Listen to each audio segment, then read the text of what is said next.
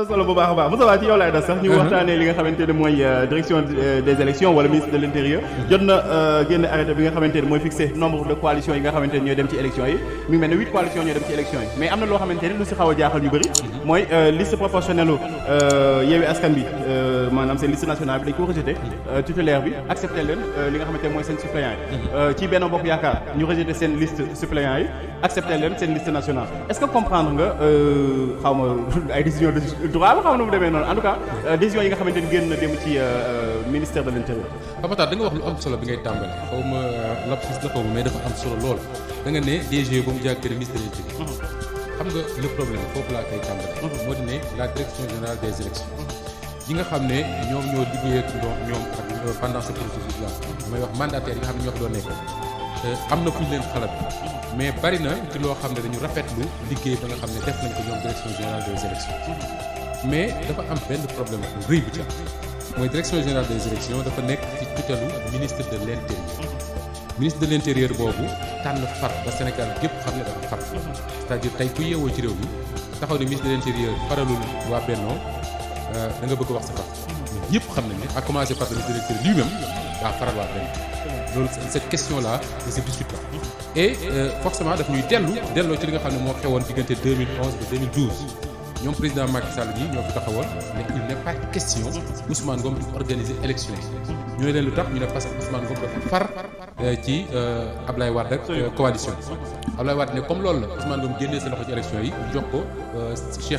Cheikh Gueye moment boobu ça tombe bien parce que moom moo nekkoon le directeur général des élections le haut fonctionnaire de l'État du Sénégal ñu dem ba jamono Macky Sall nekk président du Sénégal wax jooju bëggatu ko dégg ñoom Abdou Latif Coulibaly ñii ak ñi ñu àndal doon ñu tympaniser à l'époque pour bëgg ñu dégg ministre de l'intérieur bu far ci parti ñoom ñooy défendre tey que ministre de l'intérieur mën naa far ci parti moo tax nga gis ci Mbaye Ndiaye nekk ministre de l'intérieur par exemple du Sénégal Abdoulaye Daouda Diallo te ñoom ñëpp di ay candidats di wuti tey jii ñu ne un magistrat la ñu jël def ministre de l'intérieur muy nu tudd Antoine Diome ñu bari dañ naan Antoine à l'origine beaucoup APR donc mën nañ rafet njort ci moom mais Antoine ak ni muy doxale moo yées foofu ñu fi doon jaar parce que tey Pape man yàlla dama cee def ma waxtaan ci biir ak ñoo xam ne dañoo nekkoon ci biir ma ca commission yi di ko waxtaan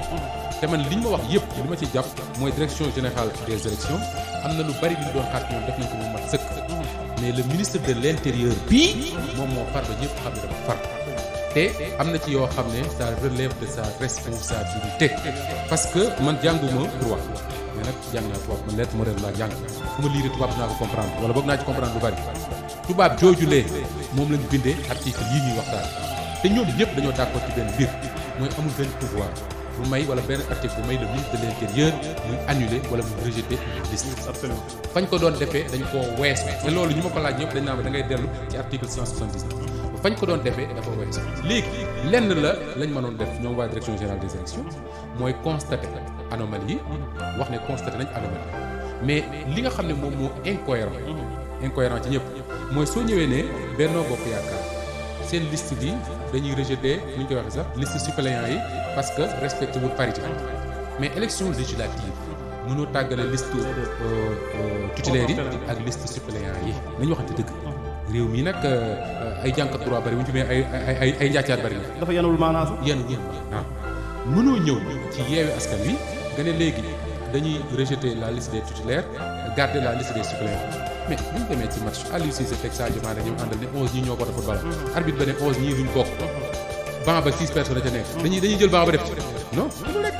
il faut ñu xool logique ñu koy wax ce que le ministre de l'intérieur a présenté hier aux Sénégalais c'est tout sauf du droit même si moom a gën a jàng droit moom moo gën a xam fuuf mais li ñu liir xam ko waxtaan ci ñi nga xam ne ñoo ci expert mooy yenwul maanaam te ki ma ciy cité rek ama xam na ko bu baax mooy Ndiaga Sylla il passe tout son temps à étudier le processus électoral au Sénégal il ne fait que ça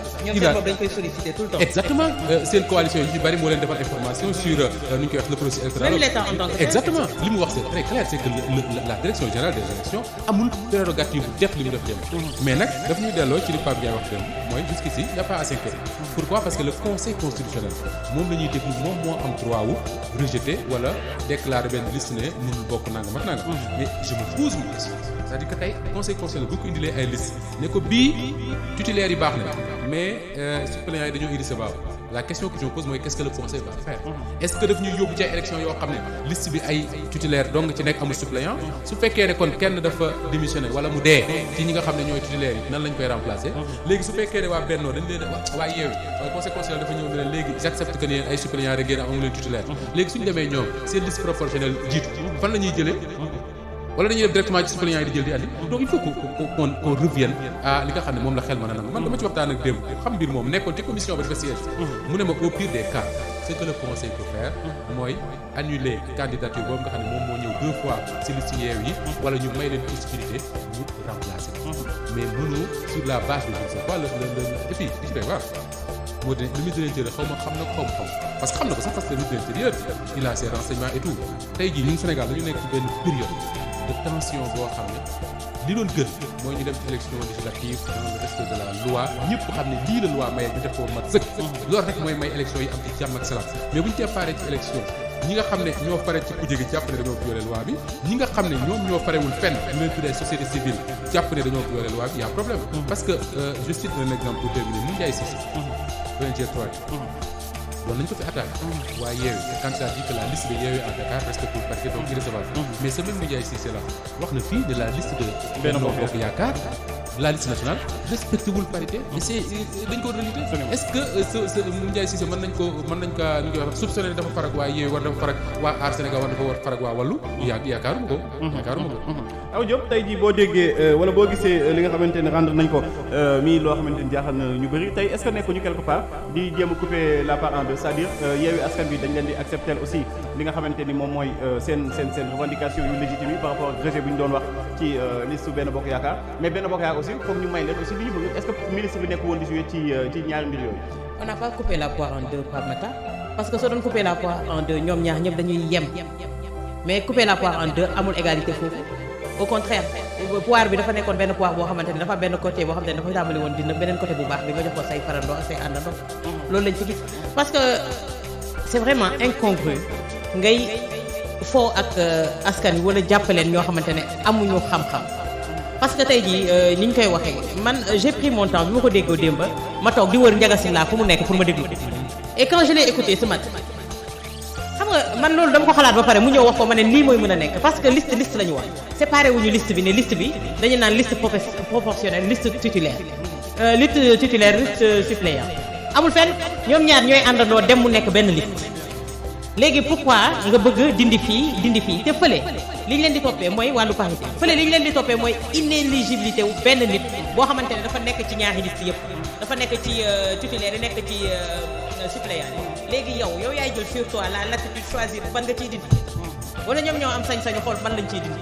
ci suppléant yi lañ koy dindi wala ci titulaire yi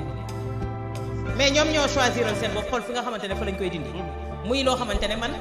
comprendre ma ko te tey le ministre de l'Intérieur moom ban droit la arrogé wu tey ji ba mu ne c'est lui qui va prendre ces décisions là bien vrai que DGE peut-être que si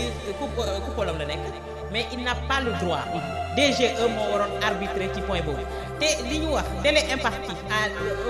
à la DGE pour mu indi ay coppite wala mu sanctionner délai boobu daf ko passé kon tey ban prérogative moo fi amati Moustapha mi ngi naan y a pas de quoi avoir peur de s'alarmer si xam nga dëkk bi mooy dëkk boo xamante ne soo nee tekkaar